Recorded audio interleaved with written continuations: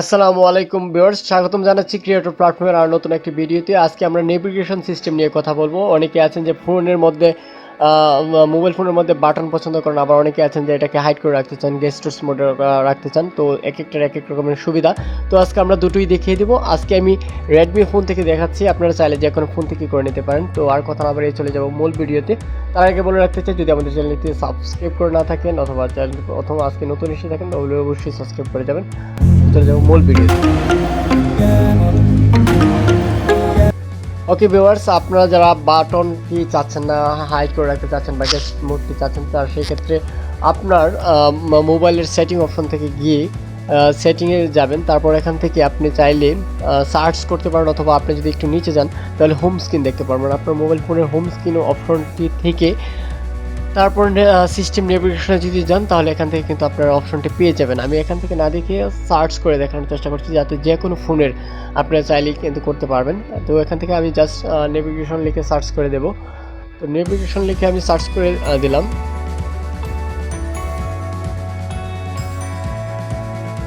এক্ষেত্রে কিন্তু সিস্টেম নেভিগেশনটি আমার সামনে চলে আসছে। আমি যদি সিস্টেম নেভিগেশনে যাই তাহলে কিন্তু আমি এখান থেকে সিস্টেম নেভিগেশনটি পেয়ে যাব। এখানে আরেকটা কথা, যারা মিরর বাটন সেট করতে চান বা এটা যদি মিরর বাটনটি অফ করে দেন তাহলে কিন্তু আপনার ব্যাক বাটনটি লেফটে চলে আসবে, আর যদি অন করে রাখেন তাহলে ব্যাক বাটনটি রাইটে চলে যাবে। আপনাদের সুবিধা মতো চাইলে এখান থেকে করে নিতে পারেন।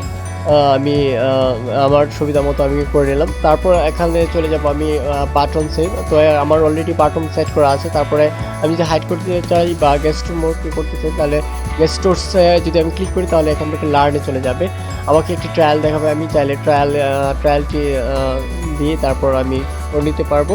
এছাড়া আমি যদি চাই সরাসরি হোম স্ক্রিনে চলে যাবার তাহলেও কিন্তু আমি করে নিতে পারবো। আমি এখান থেকে ট্রায়ালটি দেখাচ্ছি আপনারা দেখানোর জন্য।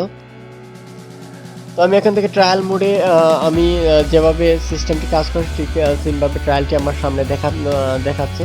তো সেক্ষেত্রে আমার ট্রায়ালটি কমপ্লিট হওয়ার সাথে সাথে কিন্তু আমার হোম স্ক্রিনের মধ্যে গেস্ট মোডটি ওপেন হয়ে যাবে।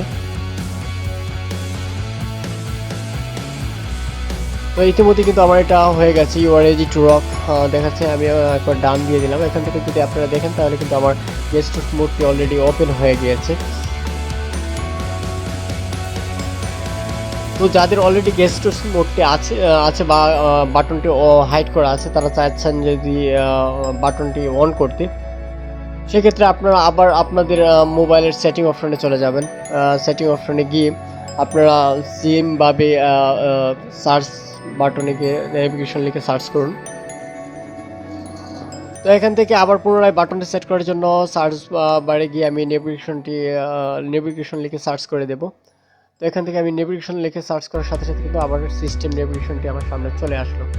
তো সিস্টেম নেভিগেশনের থেকে আমি এখানে যদি বাটনে ক্লিক করে দিই তাহলে কিন্তু আমার ফোনের মধ্যে বাটনটি সেট হয়ে যাবে। আমি এখান থেকে বাটনটি ক্লিক করে বাটনটি সেট আপ করে নিলাম।